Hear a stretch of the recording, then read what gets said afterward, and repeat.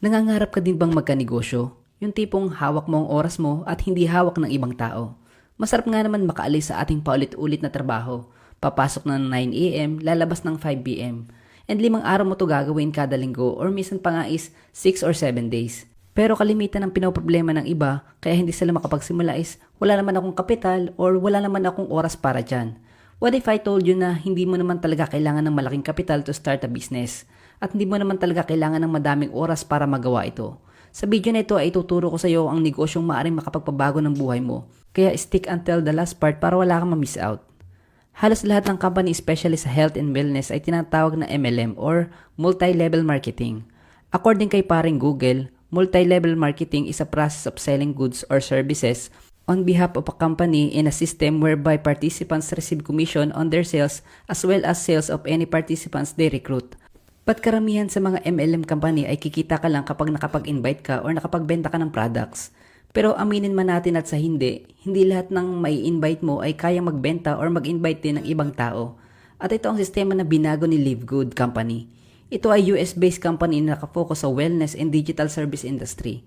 Tinutulungan nila na maging healthy ang mga tao without spending too much. At hindi ka lang magiging healthy dahil tutulungan ka din nila umasenso gamit ang sistema na ituturo ko ngayon.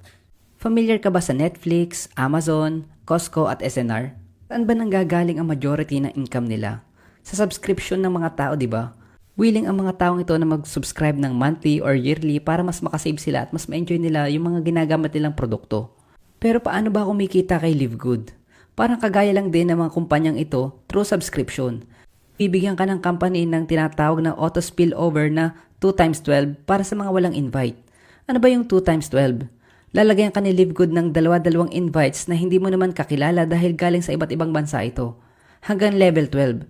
Sa level 1 meron kang 2 tao. Sa level 2, 4. Sa level 3 naman ay 8. Sa level 4, 16 hanggang sa makarating ka sa level 12.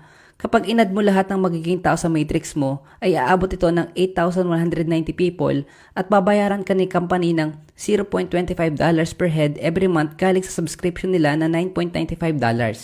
Literal na pwede kang kumita ng $2,047 per month kaya talagang passive income ang mabibigay nito sa'yo. Pero disclaimer lang din, hindi mo naman alam kung kailan mo mapupuno ang matrix mo. Pwedeng 3 months, 2 months, or 6 months, depende na lang din yan.